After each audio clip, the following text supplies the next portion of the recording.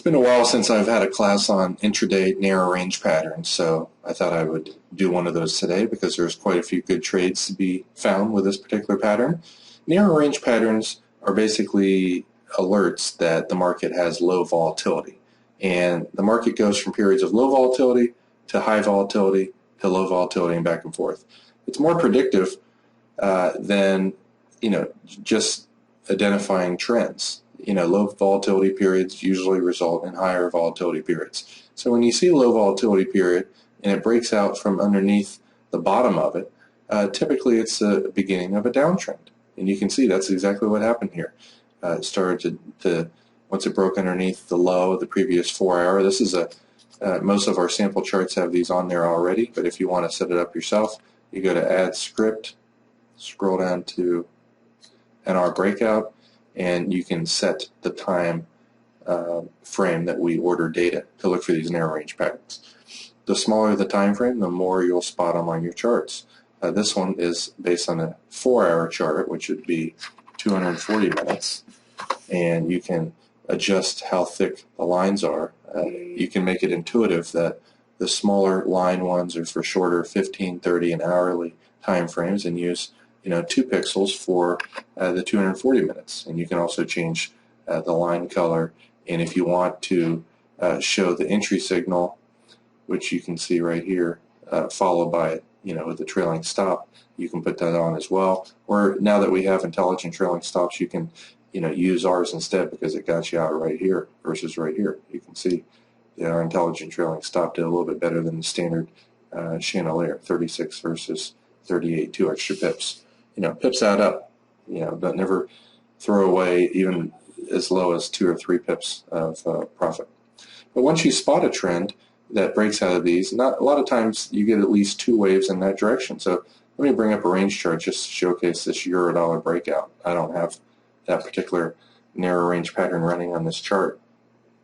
But once it broke out of that, and you can see a nice little sideways rectangle pattern right here, which led to another only 15 pip drop, counter trend trade or counter trend movement right here, short, small profit, pull back up to the hourly, and once it started going back down again, that original breakout to the downside continued. And you always want to draw your fibs on the last wave. It's a great place to get out of the profit. Now in this case, the market was only a few pips away from there. Don't be greedy. If you see it coming down and it's only 2 pips away and it starts to go back up, get out of your trade. Maybe a 1.3 thousand right here, you're short somewhere around 30, you made 30 pips on that trade. But by seeing a narrow range pattern earlier in the day, you can, with higher degree of certainty, take counter trend trades up, in this case, back in the original direction, which is down. The breakout direction usually is where the ultimate moves are going to happen. Here's the exact same pattern on the euro-yen chart. Very low volatility, narrow range 4 pattern. You'll see narrow range 4, narrow range 7. This just means this 4-hour period had smaller high minus low range than the previous 4-hour period. So basically the previous 4 hours moved less high minus low than the previous 16 hours for any of those bars. And you can see this breakout right here, kind of stopped you out with a small loss, went sideways, broke out again. You can see it went in the direction of the trend, which is basically what I was saying before. And let's take a look at the range chart because this finds much superior trades. You find pullback trades much nicer. So you might have gone short right here, lost, short again right here, maybe made 15 pips. If you went short right here, you lost.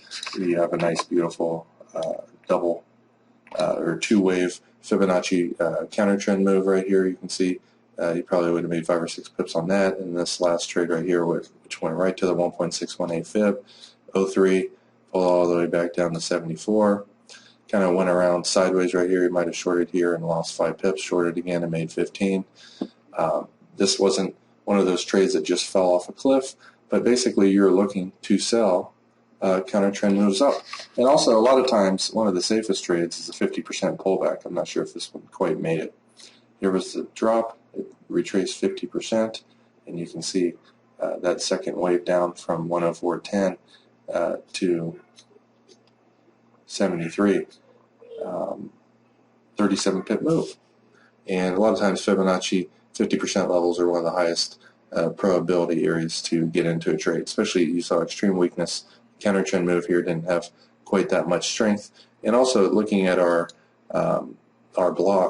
currency meter here, the yen was one of the stronger ones. Now, unfortunately, the pound wasn't that weak, so it wasn't our primary ones. Our primary trades today were looking for Australian dollar, New Zealand dollar, Australian yen, New Zealand yen shorts, which you can clearly see just down, down. These are the easiest trades. That's why we use our currency meter. But this is, another method of finding trades. Maybe not quite as good as using our currency meter, and that's why I focus on this every day in our blog, because it is the easiest way, and it oftentimes finds the most explosive trends that just keep going and going. Here's another one in the pound yen, and you can see earlier it had a breakout. It did go up about 10-15 pips, comes back down, trailing stop hits you out, pretty much near break even, you didn't lose, and then it goes sideways. And one of the reasons that the earlier trade failed is because it was right at a Fibonacci retracement level. With all this major resistance and selling above, it's not surprising that the market wasn't able to get above there, get above there, or get above there. And anytime you see the market right at a major selling area and it goes sideways for so long, when it does break down, usually you have trends. And you can see it broke the hourly moving average at 129.30 and fell all the way to the previous week's low right here, and there's also a weekly pivot level. Major resistance area, but easy, fast 40 pip drop. Let's show one more example of the narrow range patterns. Dollar Swiss, you can see it broke out of this narrow range pattern, trended up, kind of went sideways with a slight drift down, and initially there was quite a bit of weakness right here. So I'm always a little afraid to buy right after that, but when it goes up and kind of goes sideways for a little bit and breaks out, it's another pretty high probability place to get in, and it goes right to our upper containment band. And you can see as it's going sideways up here, the intensity of the uptrend falls off. So take your small 15 pip profit on there and get out.